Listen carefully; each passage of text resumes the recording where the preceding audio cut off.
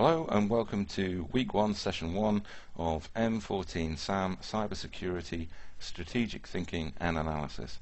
My name is Dr. Jason Ferdinand. I'm the Director of the program, and we should have all met either face-to-face or via the web in terms of the induction. I hope your induction week has gone well and that you've come to terms with the technology and the platforms that we're using. So, M14 SAM, Cybersecurity, Strategic Thinking and Analysis. What this module aims to do is to provide an overview of strategic management thinking and then start to apply that to the world of cybersecurity. And what we have to realize is that when it comes to strategic management, there's a huge amount of information that's already out there. There's literally thousands of texts on strategy and hundreds of management consultants who will tell you exactly what to do if you pay them enough money. There are numerous tools, models, theories and explanations of strategy, and many of these have become so well known they've become part of everyday language. So how do we make sense of all of this competing information? Should we reject all of this accumulated history and knowledge, or should we follow the lessons learned from history? In fact, what we need to do is to think about where all of this kind of thinking and approach to strategy has come from, to think about the historical examples, and then use the lessons learned for the world of today and most importantly for tomorrow. Because as we all know, cybersecurity is a rapidly changing and an evolving area, and we need to keep up to date with the latest developments. So what we're going to do with this module is we're going to learn all of the different strategic management approaches. We're going to look at some of the latest developments in the area of strategy and think about how these actually apply. And when we're thinking about strategy, we obviously have to think about the strategy of ourselves and the strategies of the hostile agents, the kinds of individuals, groups and organizations out there, and the kinds of strategy and tactics that they adopt. So to start off with the real background to all of this, we can think about the word strategy itself. It comes from the ancient Greek word of strategos, which means a general in the military. And as a result, the concepts and terminology that are developed in strategic management have all kind of got a common source in military configurations and military thinking, all in relation to warfare. So just to underline that, we can think about the military origins of some of the classic texts in the field of strategic management. So for example, we can think about this chap on the left. This is Sun Tzu, made famous by his book The Art of War, the 5 working fundamentals of strategy in terms of warfare. Now this is something of a popularist approach to strategy these days. That and alongside this other chap, von Clausewitz, his book on war, a classic in the field. And both of these books and authors were made famous by Gordon Gekko in the Hollywood film Wall Street, where he starts talking about greed is good and how we should actually plan our strategies on Wall Street. Now these famous past military strategists provide us with particular insights on the whole field of strategy, and many of these are still at work today in contemporary organizations. What we need to think about in terms of these foundational arguments is that this military orientation and logic has informed the mindset that we have, a whole approach to strategy and our modus operandi, in other words, our way of doing things. In terms of cybersecurity, we talk about cyber warfare, cyber attacks, weaponization, kill chains, and all sorts of military terminology, which we're going to look at in a little bit more detail later on in the module. But the important thing to recognize here is that strategists are encouraged to start thinking in terms of strategy by looking at their landscape, considering our own dispositions, our own resources, our own strengths and weaknesses, thinking about the logistics and tactics, hierarchies of command, strategies and approaches and so forth. I mean, the list is almost endless. Early attempts to strategize cybersecurity have definitely followed this model, simply because the major experts in the field are the military. And that should come as no surprise to any of us, I think. What we're looking at today, though, in our contemporary era, is the fact that the business world has taken on a lot of these lessons learned from the military and have started to develop their own strategy, their own models and theories. And we're going to delve into those as the module progresses. So when we think about military ideas, we can start questioning some of the past examples and to understand what's going on. Things like market position, competitive advantage, the role of technology, all of these different things can be traced back to their historical roots. Now, warfare, like warfare of the past, has changed, and so 21st century warfare has evolved beyond recognition. Now, sadly, management theory in a lot of areas hasn't actually caught up with that, and so what we're going to be doing is looking at situations and trying to understand them in the past, and then thinking about how we can apply that logic in the future. So on screen now what we've got is a layout of the Battle of Pavia. Now this is a very famous historical example, and it was the battle where virtually all of the French aristocracy were wiped out in one afternoon. And what happened here was a classic example which was utilizing the landscape. What happened was the French aristocracy were basically at the bottom of a hill in muddy, swampy terrain, and couldn't maneuver their heavy armed horses against the on-running lanzknecht mercenaries, who were very lightly armoured and were very quick to maneuver. So the French cavalry couldn't actually maneuver properly, it couldn't coordinate its activities, and were rapidly overrun. We can also think about other famous examples like Napoleon's infamous invasion of Russia. So why did this Russian invasion fail? Well, the answer is something to do with the tactics operated by the Russians. They decided to adopt a slash and burn technique where they destroyed crops and resources as they withdrew, as they retreated, which meant that the French invading forces didn't have any food or winter fuel to protect themselves and feed themselves. So what this meant was Napoleon's army had to rely on long lines of logistics, a whole supply chain, which was then systematically attacked by Russians. The result of both of these tactics together meant that the Napoleonic forces froze to death, starved to death, and ended up having to retreat. We can also think about other examples like Rome and the way the Roman army actually used its communication and what we would call today empowered leadership. And if we think about who actually commanded the forces on the ground, the local commander, there was no need and no ability to be able to communicate to senior high command, which was located hundreds if not thousands of miles away. So what the Roman army did was empower its local officers to make the strategic decisions according to their understanding of the landscape, understanding of their dispositions, understanding of their combatants. So we think about these modern ideas of empowering staff, of empowered leadership, of adopting particular tactics to particular conditions, and all of these can be traced back to antiquity. The final one I'll talk about is an example of where traditional successful tactics become outdated. And what we have on screen there is a bit of propaganda, a propaganda poster from the Second World War, because it was actually in the Second World War when there was the last cavalry charge undertaken by a military unit. What happened was a Polish cavalry unit decided to charge a whole number of German Panzer tanks, and the idea here was to force the tip of the lance through the eye slit of the driver of the tank, thereby killing the driver of the tank and disabling it. Now clearly this didn't actually work, they were mown down and all killed.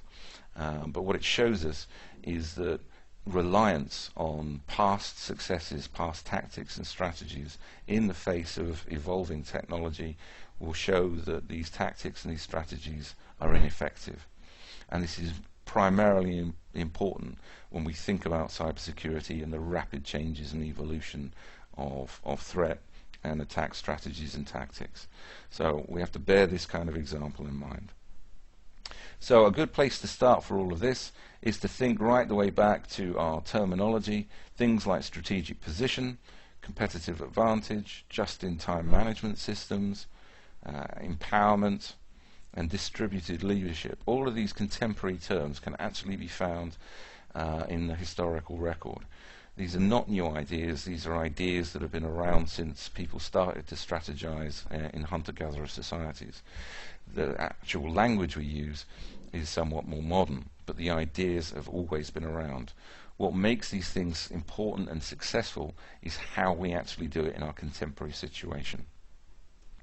So to think about this, we have to think about what strategic assets we have and how we might get access to knowledge, information and resources. So we can think about the changing levels of technology, and the graphic there shows you, this idea of 21st century warfare. And what we discover when we look at the military today is that we talk in terms of lethality. So a unit of 5 people have the lethality of 100 people in the past because of the utilization of technology. So we can actually do more and become more effective if we use technology properly. And this is, of course, a major strategic challenge for organizations and nation states across the world. So we're thinking now about cyber attacks. We're thinking about what are the strategies for attacking and defending in cyberspace. And what we will discover as we go through this module is that it's a combined approach that looks at the virtual and the real physical, because the two are working together in harmony in terms of effective attacks and also effective defenses. So, to start off thinking about strategy, we can go all the way back to nature to think about the actual explanation of strategy and what on earth strategy is. And we can think about this in terms of bees creating honey. So if we think about our ancestors, our hunter-gatherer societies, what do we discover? We discover lots of natural resources and attempts to get this. We can even find this in early primates, and we can look at monkeys today. They use tools, they use their intellects in order to realize a particular strategy. So up on screen what we've got there is the get honey strategy. Here we've got an opportunity. An opportunity exists to get very sweet, high calorific food.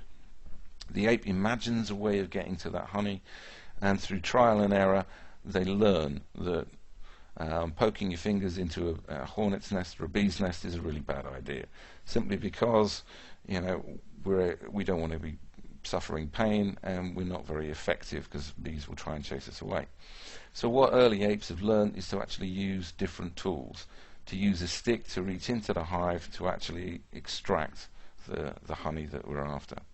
So we then look at the successful execution of our strategy, and in terms of the ape here, the successful execution of the strategy is to use the stick to get the honey out of the hive and eat the honey. That way we also have to think about, do we want to destroy the hive with a rock? Now the problem with this strategy is that that will break up the actual honeycomb and would mean that the bees would move on and create a hive somewhere else. It's far more effective to actually return to that hive and get honey on a sustained basis. So we can talk about the ape in the bottom picture having sustained competitive advantage over the ape in the top picture. So what we're looking at here, and what comes through in all classic strategic management explanations and through this very simple example, is a relationship between structure and agency. And we can think about this in terms of what structures do we encounter in the natural world, and how can we intervene in these by using our agency. So in the case of the ape, there's the structure of the honeycomb within the beehive, and our agency is trying to get access to that. What we discover when we look broader than that is that the environment we encounter is structured, and that we use our agency to try and get what we want, whether we're a hostile attacker or a defender. Now this brings us to perhaps the most famous model within strategic management, the so-called SWOT analysis, the strengths, weaknesses, opportunities and threats. Initially developed by McKinnon, it builds on Anzoff's 1965 planning system to try and get organizations to think about their fit with their particular environments. Now, this kind of thinking is pretty old-fashioned, but it's very useful for simplistic approaches. This kind of 2x2 matrix is very useful to think about basic strategies and tactics. So if we think about the get honey strategy, we can think about the strengths of the ape. They have the physical ability, but they also have imagination. We can think about the weaknesses. Well, they're hungry, the fingers are too big to get access to the honey, and our skin, the ape skin, has little protection for any kind of attack. The opportunity is the honey, because it's high in calorific value and we need food, but also we have a stick just lying around. This is an opportunity in terms of there's a tool that we can utilize to actually implement our strategy to get access to that honey. In terms of threats, well, of course, there's bees. They sting and they tend to hurt a lot. So we don't particularly want to get hurt, so this is where the strategy to use a stick comes into its own. So here we have a very simple 2x2 matrix. If we explore this model closely, we understand the kind of under-laboring logic at work.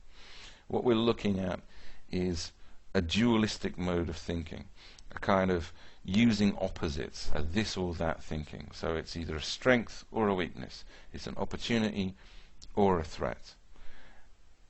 And the result of this is we end up with a particular orientation to problems. So we have this or that, and we find this throughout strategizing within sociology, within strategic management, and we all do this kind of thing without necessarily consciously thinking about it, because we're socialized through our lives to adopt this particular orientation. What happens is we split the world into this and that. So we have agency and structure. We talk about inside or internal things, outside and external factors. We think about change and stasis, perhaps more in terms of technology and our orientations towards it. We start talking about volunteerism and determinism. To what extent are we free to do things, or are our actions determined by the environments and the technology we're using? We also talk about things like local and global in terms of orientating ourselves towards our landscape. This leads us to think about micro levels of analysis, small things, as opposed to macro level analysis in terms of the broader picture. For example, we talk a lot about microeconomics and macroeconomics in terms of the economics and theories to understand our individual actions, as opposed to macroeconomics, where we're looking at major trends throughout a particular country, a particular region, or across the world. We also see this in the language of novices and masters, of bottom and top, actors and networks. And what we actually do when we start thinking about these things is we locate them in our particular environments. So what we do is we try and think about these abstract categories, this kind of idea of an actor in a network, or a consumer in a marketplace, as the slide shows us here. We use this kind of dualistic thinking to explain what was going on. So what we do is we find this simplicity of separating things out as very, very useful. I mean, it's served us well in the past. Everywhere in management, strategy, and business theory uses this kind of logic of opposites and present us with a very atomized view of reality, where things are quite distinct from other things.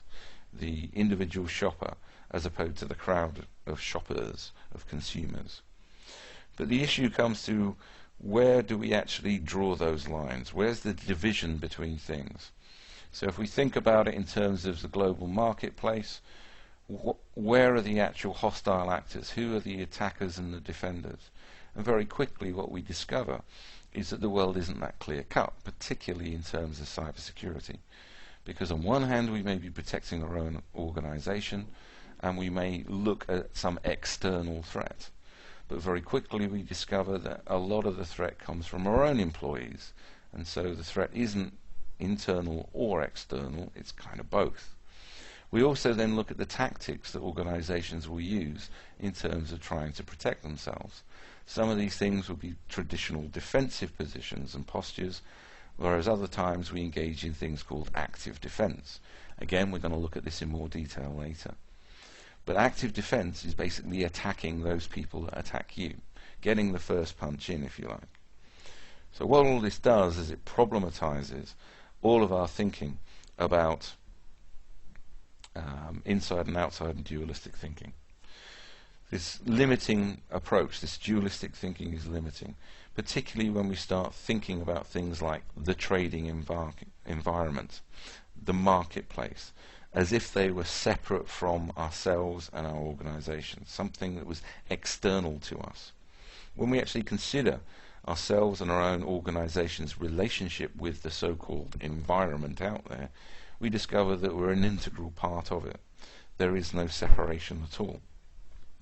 So the famous SWOT analysis enables us to focus on ourselves, but it encourages us to think about organizations operating in a vacuum. And clearly they don't do that. We also encourage us to think about what's inside and outside an organization. And this is very traditional way of thinking, and something that we need to overcome when we're looking at cybersecurity, particularly in the area of threat. Because there is no inside and outside to an organization in terms of threat. Threats are both. Yeah? Other common examples that we can find in strategic analysis, other famous models that you may already have heard of. There's one up on screen, which is the PESTLE model, which is a way of looking at the so-called big picture, the macro level, where we look at organizations, environments in terms of countries or regions within the world. So we look at the center point, your business objectives and perhaps your marketing strategy, and we look at these in relation to external factors, political environments, economic situations, the social environment of the target market we want to go into, the technological development stage of that region. That's very important in terms of what kind of products and services we're trying to market there. We may look at the environment in terms of, is it easy to transport our goods and services? Is it safe? Is it secure? And we look at the legal situation in terms of what legal protections are in place, what constraints are in place to enable us or to stop us from engaging in the kind of business that we want to do. So what we have here is again this reinforcement of inside and outside, this kind of dualistic thinking. It is extremely pervasive. If we then want to move on to other famous ideas, we can look at the resource-based view of the firm. And all of these particular classics within strategic management are available for you to have a look at within a strategic management textbook that is recommended and up there in the reading list. So if you have a look in the resources on the left-hand side of the Moodle box, you will see the reading resources folder and hyperlinks to take you through to these things if you want to read up in more detail. For many of you, these ideas are very, very familiar and are things that you've already learned about in the past, which is why I'm moving through them quite rapidly. In the resource-based view, we think about an organization in terms of its tangible and intangible resources. So plant, machinery and people, these are all tangible. We can see them, touch them, move them around. The intangible resources are things like ideas. We can't see them, we can't gain access to them directly. But what we appreciate and what is emphasized through the resource-based view of the firm is we need tangible and intangible resources working together. Now they must be, to be successful, heterogeneous in terms of there must be a wide variety of these, but they must also be immobile in terms of we must be able to control where these ideas are, where they're housed and how they're protected, so they can't just go drifting off.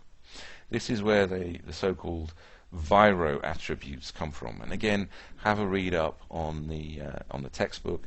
There's a couple of pages there that make this terminology very, very clear. But basically, it's a way of thinking about resources within an organization that lead that organization to competitive advantage. It is an explanation of competitive advantage by looking at resources. Now this is a step moved on from SWOT analysis and started to thinking very carefully about how organizations become successful. Now clearly from our point of view with cybersecurity, what we're looking at is how to protect all of these resources, how to ensure that they're immobile in terms of somebody won't steal them and take them away with us.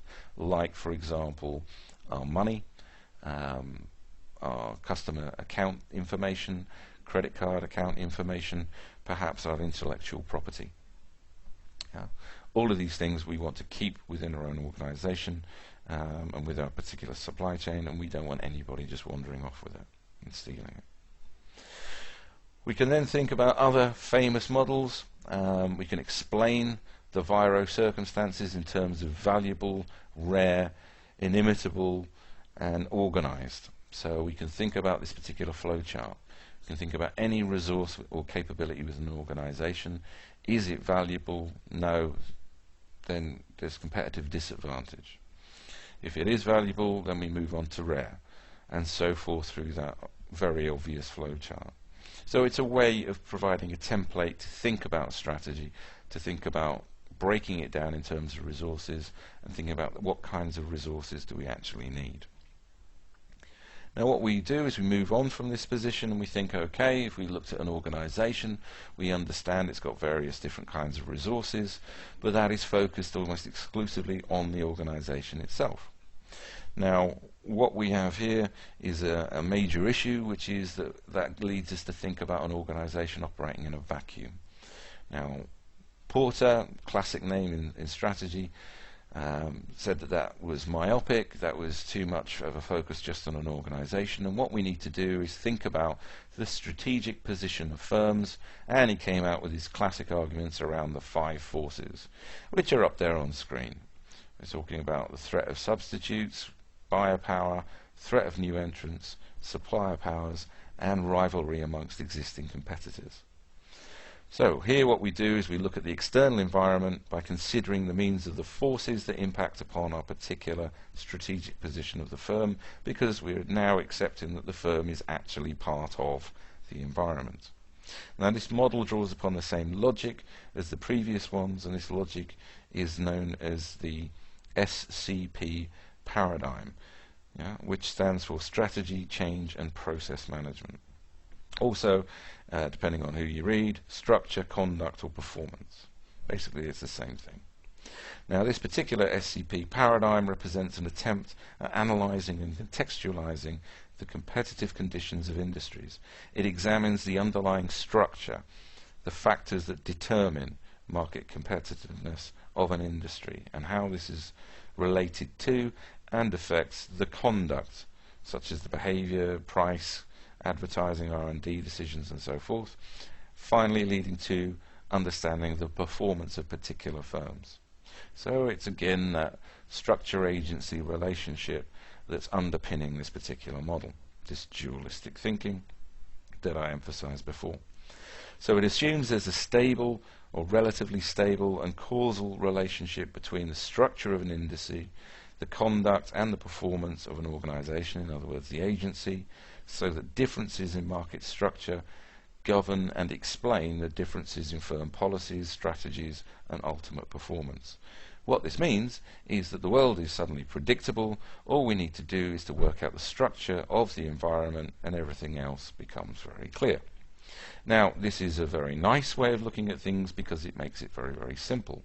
But what this actual approach is known as is structural determinism. In other words, you don't have a lot of freedom to do what you want as an organization because the environment is pre-structured and you are thereby limited from it. So the emphasis is on the structure side of things. What we see in later developments within strategy is much more emphasis on agency and the ability to do different things. Now, following on from Porter's 5 forces, what we have are 4 generic strategies. So 4 ways of acting, if you like.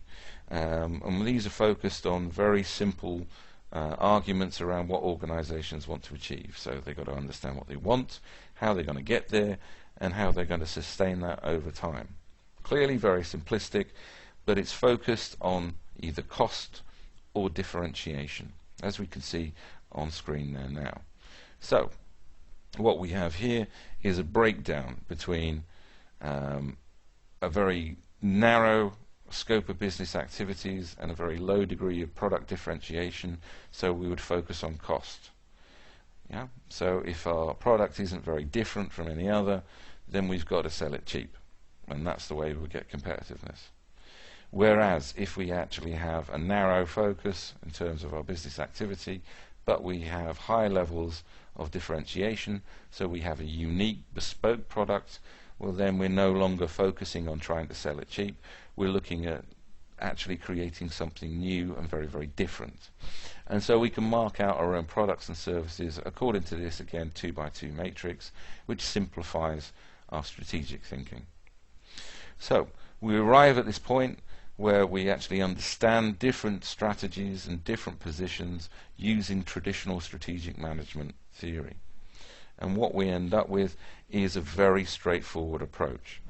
That gives us a grounding, and what we need to do now is turn to the knowledge check activities to look at the learning resources that are there in the reading file that's up there on Moodle, to check that we understand and appreciate where these basic strategic management ideas come from. What we're going to do in the next session is move on to looking at that in our contemporary environment to see if any of this stuff, any of these theories and models are still applicable in the world today. Thank you very much.